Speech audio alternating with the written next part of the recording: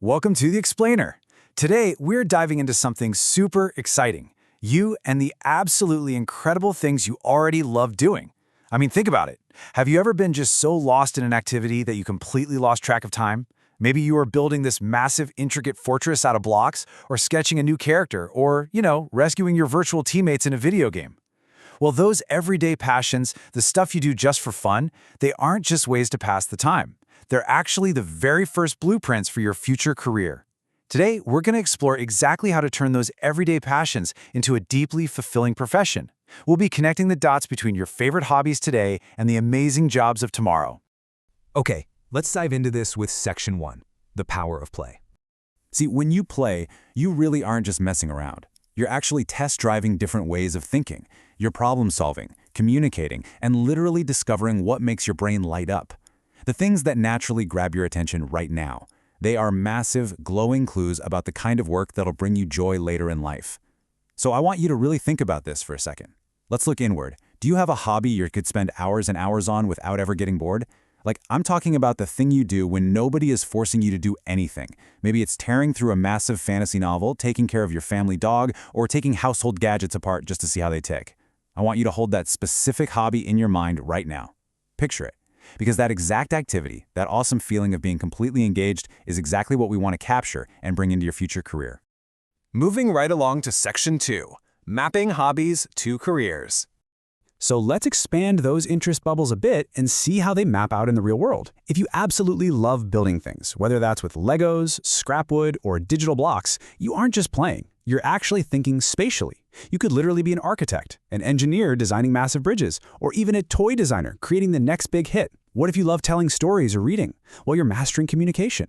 You might become a famous author, a journalist breaking top news, or a librarian curating knowledge. And hey, for my gamers out there, if you love playing games, definitely pay attention. You could be a game developer, a pro gamer, or someone who actually teaches others how to play. So, the next time someone tells you to get off the video games, you can just politely let them know that you are diligently putting in the hours for your future career training. Now, what's really interesting about this slide is how a simple, everyday love for pets translates so directly into dedicated professional caregiving roles. If the absolute best part of your day is feeding your cat, walking the dog, or just binge-watching wildlife documentaries, that empathy is an incredibly powerful career driver. That passion, it naturally maps straight to becoming a veterinarian, a zookeeper, or an animal rescuer. Without even realizing it, you're already practicing the patience and deep observation skills required to be a professional in these fields. And it definitely doesn't stop at physical hobbies or animals either. What if your main hobby is, well, just being there for people? If you're that person your friends always run to when they're down, or if you love helping your classmates figure out a completely baffling math problem, you are practicing something incredibly valuable. You're demonstrating high-level interpersonal skills. That everyday habit of supporting your friends reveals a really deep well of empathy and leadership. And let me tell you, these traits are highly sought after. It could mean you'd be a phenomenal teacher, a compassionate counselor, or a seriously powerful community leader. Let's ground this with Section 3, David's journey. Let's look at exactly how this plays out in the real world through a quick case study. Follow this timeline with me here.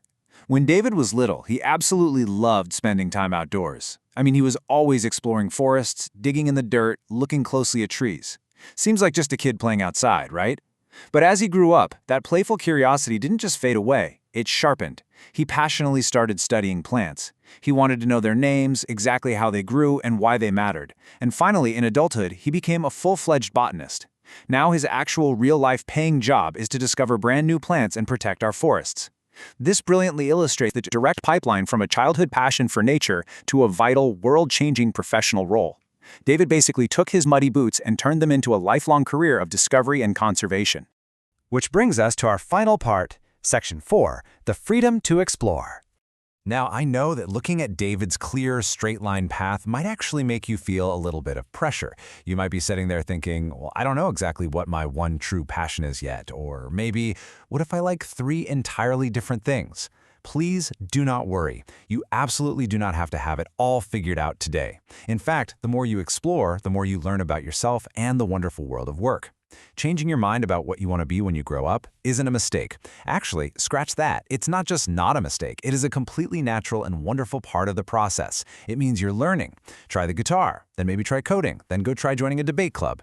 Every single time you pivot, you are gathering vital data about what makes you tick. I want to give you full permission right now to pivot, explore, and change your mind as many times as you need to. As we wrap up this explainer, I want to leave you with a bit of a personal challenge. What are your top 3 favorite things to do right now? Seriously, write them down.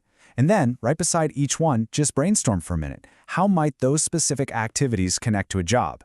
Think about David's timeline and how those early interests naturally evolve over time.